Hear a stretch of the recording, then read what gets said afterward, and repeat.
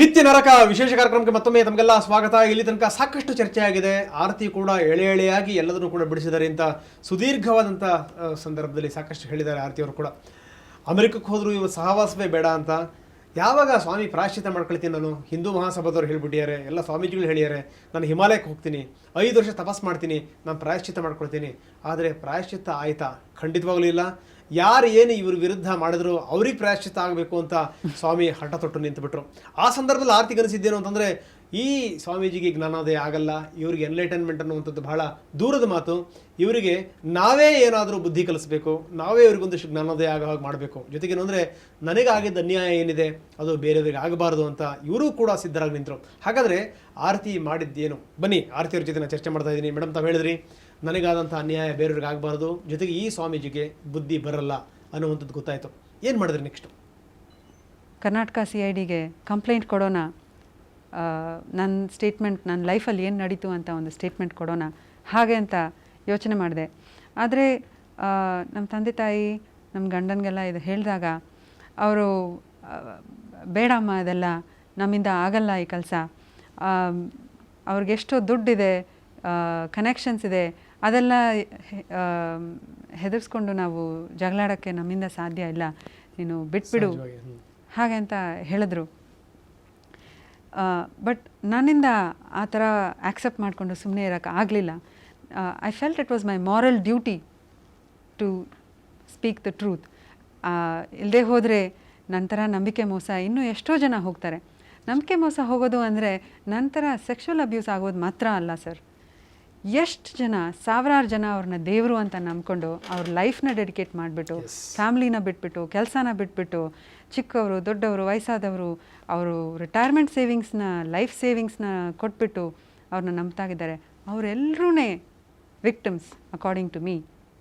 So ಈ ಥರ ಇನ್ನೂ ಮೋಸ ಹೋಗಬಾರ್ದು, ಫ್ಯಾಮ್ಲೀಸ್ ಡೆಸ್ಟ್ರಾಯ್ ಆಗಬಾರ್ದು ಅಂತ ಹೇಳಿಬಿಟ್ಟು ನಾನು ನಮ್ಮ ಫ್ಯಾಮ್ಲಿನ ಕನ್ವಿನ್ಸ್ ಮಾಡಿಬಿಟ್ಟು ಆಗಸ್ಟ್ 2010ನಲ್ಲಿ ಕರ್ನಾಟಕ CIDನ ಮೀಟ್ ಮಾಡಿ ನಾನು ಸ್ಟೇಟ್ಮೆಂಟ್ ಕೊಟ್ಟೆ.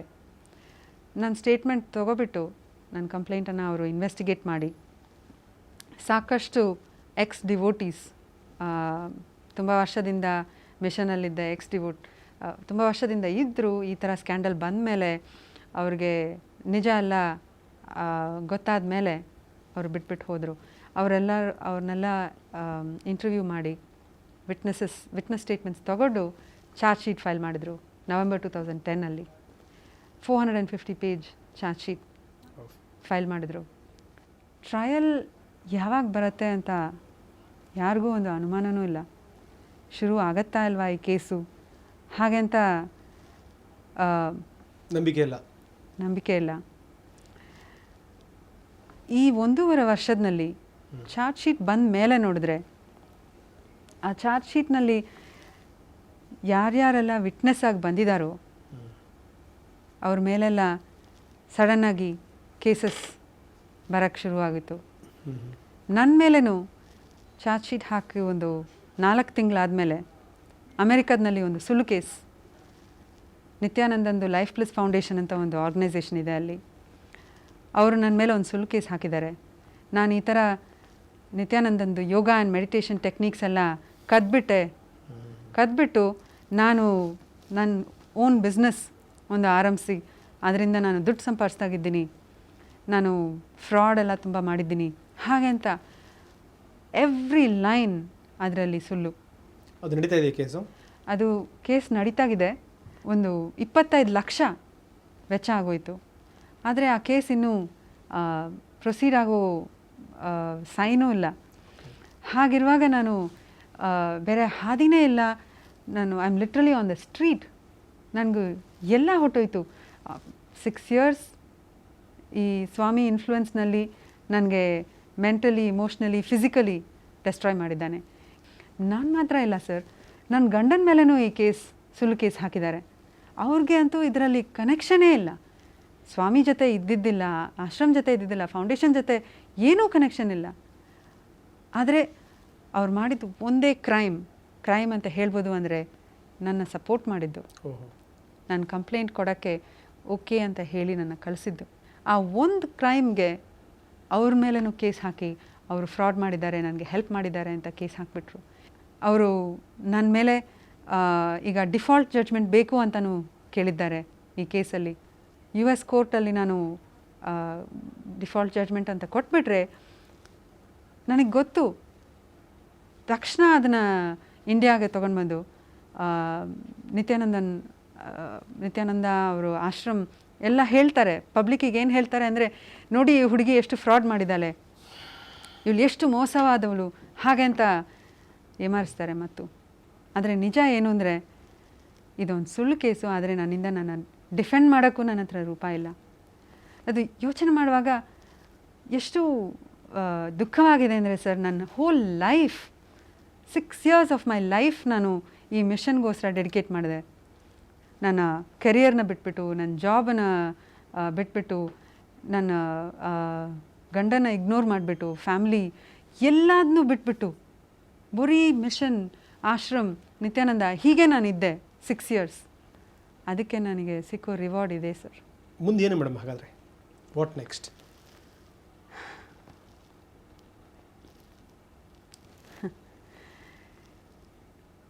ನನಗೆ ಈ ಪ್ರಶ್ನೆಗೆ ನಾನು ಒಂದು ಉತ್ತರ ಹುಡುಕ್ತಾ ಇದ್ದೀನಿ. ಆದರೆ ನನಗೆ ಒಂದು ಹೋಪ್ ಏನಿದೆ ಅಂದರೆ, ಟ್ರಯಲ್ ಶುರು ಆದರೆ ಖಂಡಿತ ನಮ್ಮ ಜುಡಿಷಿಯರಿ ಸತ್ಯ ಏನು ಅಂತ ನೋಡ್ತಾರೆ. ಆದರೆ ಈ ಟ್ರಯಲ್ ಶುರು ಆಗೋಕ್ಕೆ ಮುಂಚೆನೇ ನನ್ನ ಸೈಲೆನ್ಸ್ ಮಾಡಿಬಿಡ್ತಾರೋ ಅಂತ ನನಗೆ ಭಾಳ ಹೆದರಿಕೆ ಆಗ್ತಿದೆ. ನನಗೆ ಈ ಕಂಪ್ಲೇಂಟ್ ಕೊಟ್ಟ ಮೇಲೆ my life is in great danger. ನನಗೆ ಎಲ್ಲೂ ಹೊರಗಡೆ ಹೋಗೋಕ್ಕೂ ಕನ್ಸರ್ನ್ ಇದೆ. ನನ್ನ ಲೈಫ್ ಹೋದರೆ ಪರವಾಗಿಲ್ಲ ಸರ್, ನನಗೆ ನನ್ನ ಲೈಫ್ ಇವಾಗಲೇ ಡೆಸ್ಟ್ರಾಯ್ ಆಗೋಯ್ತು. ಫೈನಾನ್ಷಿಯಲಿ, ಇಮೋಷ್ನಲಿ, ಸೈಕಲಾಜಿಕಲಿ, ಫಿಸಿಕಲಿ ಎಲ್ಲ ನನ್ನ ಲೈಫ್ ಡೆಸ್ಟ್ರಾಯ್ ಆಗೋಯ್ತು. Even my husband and I are separated ನಾವು, ಅವ್ರನ್ನ ಇಷ್ಟು ಹ್ಯಾರಸ್ ಮಾಡೋದಲ್ಲಿ. ಬಟ್ ನಾನು ಇಷ್ಟು ಎಫರ್ಟ್ ತೊಗೊಂಡು, ಇಷ್ಟು ಪರ್ಸ್ನಲ್ ಸ್ಯಾಕ್ರಿಫೈಸಸ್ ನಾನು ನಮ್ಮ ಫ್ಯಾಮಿಲಿ ಮಾಡಿದ್ದು ಒಂದೇ ಕಾರಣಕ್ಕೆ, ಈ ಥರ ಬೇರೆಯವರಿಗೆ ಆಗಬಾರ್ದು. ಕ್ಲೋಸ್ ಫ್ರೆಂಡ್ ಆಶ್ರಮದಲ್ಲಿ ನಿತ್ಯಾನಂದನ್ ಪರ್ಸ್ನಲ್ ಸೆಕ್ರೆಟರಿ ಗೋಪಿಕಾ 2 ವರ್ಷದಿಂದ ಅವ್ರ ಬಗ್ಗೆ ಒಂದು ನ್ಯೂಸು ಇಲ್ಲ ಸರ್. ಅವ್ರು ಎಲ್ಲಿದ್ದಾರೆ, ಏನು ಮಾಡ್ತಾಗಿದ್ದಾರೆ ಒಂದು ಗೊತ್ತಿಲ್ಲ, ಯಾರಿಗೂ ಗೊತ್ತಿಲ್ಲ ಸರ್. CIDನೂ ಅವ್ರ ಬಗ್ಗೆ ಹುಡುಕ್ತಾ ಇದ್ರು, ಅವ್ರನ್ನ ಸರ್ಚ್ ಮಾಡ್ತಾಗಿದ್ರು, ಅವ್ರಿಗೂ ಒಂದು ಕ್ಲೂ ಇಲ್ಲ ಎಲ್ಲಿದ್ದಾರೆ ಅಂತ. ಯಾರಿಗೂ ಗೊತ್ತಿಲ್ಲ ಸರ್ ಅವ್ರಿಗೆ ಏನಾಯಿತು ಅಂತ. ಮೇ ಬಿ ಅವರು ಏನಾದ್ರು ಪರ್ಮನೆಂಟಾಗಿ ಸೈಲೆನ್ಸ್ ಮಾಡಿಬಿಟ್ರಾ ನನಗೆ ಗೊತ್ತಿಲ್ಲ. ಆದರೆ ನನಗೂ ಆ ಥರ ಮಾಡೋಕ್ಕೆ ಸಾಧ್ಯ ಹಾಗೆ ಅಂತ ನನಗೆ ಹೆದರಿಕೆ ಆಗಿದೆ. ನನಗಿರೋ ಆತಂಕ ಒಂದೇ ಒಂದು, ಟ್ರಯಲಲ್ಲಿ ನಾನು ಅಪಿಯರ್ ಆಗಿ ಸತ್ಯ ಏನು ಅಂತ ನಾನು ಹೇಳೋಕ್ಕೆ ನನಗೊಂದು ಚಾನ್ಸ್ ಸಿಕ್ಕಬೇಕು. ನನಗೆ ನಮ್ಮ ಜುಡಿಷಿಯರಿ ಮೇಲೆ ಫುಲ್ ಫೇತ್ ಇದೆ, ಫುಲ್ ಕಾನ್ಫಿಡೆನ್ಸ್ ಇದೆ, ಅವರು ಕರೆಕ್ಟಾಗಿ ಈ ಸತ್ಯನ ಜಡ್ಜ್ ಮಾಡ್ತಾರೆ ಅಂತ. ಆದರೆ ಅದಕ್ಕೆ ನನಗೊಂದು ಅವಕಾಶ ಸಿಕ್ಕಬೇಕು ಅಲ್ಲಿ ಹೋಗಿ ಅಪಿಯರ್ ಆಗೋಕ್ಕೆ. ಅದೇ ನನಗೆ ಭಾಳ ಕನ್ಸರ್ನ್ ಆಗಿದೆ.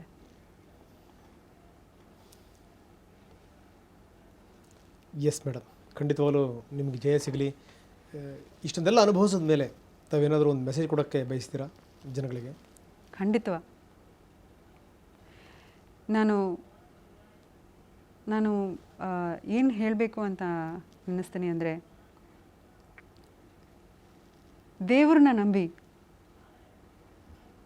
ಆದರೆ ದೇವ್ರ ಹೆಸರು ಹೇಳ್ಕೊಂಡು ಮೋಸ ಮಾಡೋ ಮನುಷ್ಯರನ್ನ ನಂಬಬೇಡ್ರಿ. ನನಗಾದ ಸ್ಥಿತಿ ನಿಮಗಾಗಬಾರ್ದು ಹಾಗೇನೋ ಕಾರಣಕ್ಕೆ ನನ್ನ ಲೈಫಲ್ಲಿ ನಡೆದಿರೋ ಇಷ್ಟೊಂದು ಇನ್ಸಿಡೆಂಟ್ಸ್ ನಾನಿವತ್ತು ಶೇರ್ ಮಾಡಿದ್ದೀನಿ. ಇದೆಲ್ಲ ಇಲ್ಲಿ ಕೂತ್ಕೊಂಡು ಮಾತಾಡೋಕ್ಕೆ I am not proud of it. ಆದ್ರೇನು ನನ್ನ ಡಿಗ್ನಿಟಿನ ಬಿಟ್ಬಿಟ್ಟು ಇಲ್ಲಿ ಬಂದು ನಾನು ಮಾತಾಡಿರೋದು, let my life be a lesson. ನೀವು ನಾನು ಮಾಡಿದ ಇದೇ ಮಿಸ್ಟೇಕ್ ಮಾಡಬೇಡಿ. ನೀವು ಹಾಗೇ ಯಾರನ್ನಾರು ಫಾಲೋ ಮಾಡಬೇಕು ಅಂದರೆ ಯಾರು ಒಬ್ಬರು ಮಾತುನು ಕೃತಿನೂ ಒಂದಾಗಿದೆಯೋ ಆ ಥರ ಒಬ್ಬರನ್ನ ಫಾಲೋ ಮಾಡಿ. ಗಾಂಧೀಜಿ ಹೇಳ್ತಿದ್ರು my life is my message ಅಂತ. ಆ ಥರ ಒಬ್ಬರನ್ನ ಫಾಲೋ ಮಾಡಿ. ನನ್ನ ಅನುಭವದಲ್ಲಿ ಇದೇ ನಾನು ಲರ್ನ್ ಮಾಡಿದ್ದೆ ದೊಡ್ಡ lesson, most important lesson in my life. Yes, thank you very much madam. ಇಲ್ಲಿ ತನಕ ಒಂದು ಸಾಕಷ್ಟು ಮಾತಾಡಿದ್ರಿ. ಥ್ಯಾಂಕ್ ಯು ವೆರಿ ಮಚ್ ತಮಗೆ. ನಾನು ಕರ್ನಾಟಕ CIDಯನ್ನು ಬಹಳ ಥ್ಯಾಂಕ್ ಮಾಡ್ತೀನಿ. ಈ ವಿಷಯದಲ್ಲಿ ಅವರು ಟ್ರೂತನ್ನ, ಸತ್ಯನ ಹೊರಗೆ ತರೋಕ್ಕೆ ತುಂಬಾ ಎಫರ್ಟ್ ತೊಗೊಂಡು ಕಷ್ಟಪಟ್ಟು ಈ ಎಲ್ಲ ಸ್ಟೇಟ್ಮೆಂಟ್ಸ್ ಆ್ಯಂಡ್ ಕಂಪ್ಲೇಂಟನ್ನು ಇನ್ವೆಸ್ಟಿಗೇಟ್ ಮಾಡಿ ಇಷ್ಟು charge sheet and second charge ಶೀಟ್ನೂ ಹಾಕಿ ಭಾಳ ಎಫರ್ಟ್ ತೊಗೊಂಡಿದ್ದಾರೆ. ಅದನ್ನು I wish to thank them. I am extremely grateful to the Karnataka CID for this. Thank you. ನಾನು ಸುವರ್ಣ ಟಿವಿಗೆ ಐ ಆಮ್ ಗ್ರೇಟ್ಫುಲ್. ನನಗೆ ಈ ಒಂದು ಅವಕಾಶ ಕೊಟ್ಟಿದ್ದಕ್ಕೆ, ನಿಜಾನ ಜನಗಳ ಜೊತೆ ಶೇರ್ ಮಾಡೋಕ್ಕೆ. Thank you. ಸೊ ಇಲ್ಲಿ ತನಕ ಸಾಕಷ್ಟು ಮಾತಾಡಿದ್ರು ಆರತಿ ರಾವ್. ಎಲ್ಲದನ್ನು ಕೂಡ ಎಳೆಯಾಗಿ ಬಿಚ್ಚಿಟ್ರು. ಆ ಸಂದರ್ಭದಲ್ಲಿ ಮನಸ್ಸಲ್ಲಿ ವೇದನೆ ಇತ್ತು. ಕೆಲವು ಸಂದರ್ಭಗಳಲ್ಲಿ ಅವ್ರ ಬಗ್ಗೆನೇ ಹೇವರಿಕೆ ಇತ್ತು, ಅವ್ರ ಬಗ್ಗೆನೇ ಅಸಹ್ಯ ಆಯಿತು. ಆದರೆ ಎಲ್ಲದನ್ನೂ ಕೂಡ ನನಗಾದಂಥ ಸ್ಥಿತಿ ಬೇರೆಯವ್ರಿಗೆ ಆಗಬಾರ್ದು ಅನ್ನೋದು ದೃಷ್ಟಿನಲ್ಲಿ ಎಲ್ಲದನ್ನೂ ಕೂಡ ಎಳೆಯಾಗಿ ಬಿಡಿಸ್ತಾ ಹೋದರು. ನಿಜಕ್ಕೂ ಅಷ್ಟೊಂದು ಜಾಣೆಯಾಗಿದ್ದಂಥ ಹುಡುಗಿ, ಓದಿ ಬರೆದು ಅಮೆರಿಕದಲ್ಲಿ ಕೆಲಸ ಗಿಟ್ಟಿಸ್ಕೊಂಡಂಥ ಹುಡುಗಿ, ಕೈ ತುಂಬ ಸಂಬಳ ಪಡ್ಕೊಳ್ತಿದ್ದಂಥ ಒಬ್ಬ ಮಹಿಳೆ ಯಾವ ಸ್ಥಿತಿಗೆ ಬಂದು ನಿಂತರು ಈ ಆಧ್ಯಾತ್ಮದಿಂದಾಗಿ. ಅದರಲ್ಲೂ ಇಂಥ ಕಪಟಿಗಳನ್ನು ನಂಬಿ ಇವತ್ತು ಅಕ್ಷರಶಃ ಅವರು ಬೀದಿನಲ್ಲಿದ್ದಾರೆ, ಅವರು ರಸ್ತೆ ಮೇಲಿದ್ದಾರೆ, ಅವರಿಗೆ ಕೇಳುವಂಥವ್ರು ಯಾರೂ ಇಲ್ಲ.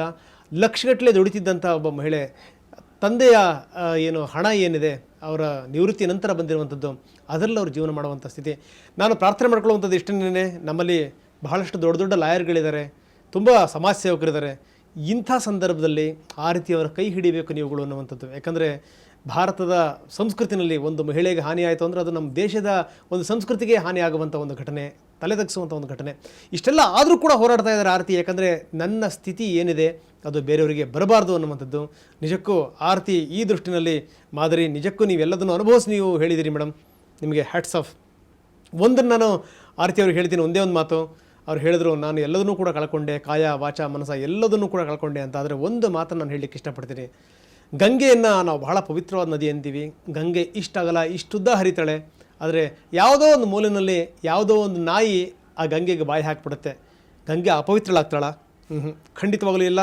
ಹಾಗೆಯೇ ಆರತಿಯವರು ಕೂಡ ಏನಾದರೂ ಕೂಡ ಅದೊಂದು ಮುಗಿದು ಹೋಗಿರುವಂಥ ಘಟನೆ. ಇದರಿಂದ ನಾನು ಅಪವಿತ್ರಳಾದೆ ಅನ್ನುವಂಥ ಭಾವನೆ ನಿಮಗೆ ಖಂಡಿತವಾಗಲೂ ಬೇಡ. ನಿಮ್ಮೊಂದು ಉಜ್ವಲವಾದಂಥ ಭವಿಷ್ಯ ಇದೆ. ಖಂಡಿತವಾಗಲೂ ಅದು ಒಂದಲ್ಲ ಒಂದು ದಿವಸ ನಿಮ್ಮನ್ನು ಹುಡುಕೊಂಡು ಬರುತ್ತೆ. ಅದಾಗಲಿ ಅಂತ ಹಾರೈಸ್ತಾ ಈ ವಿಶೇಷ ಕಾರ್ಯಕ್ರಮವನ್ನು ಮುಗಿಸ್ತಾ ಇದ್ದೀನಿ. ನಮಸ್ಕಾರ. Thank you very much.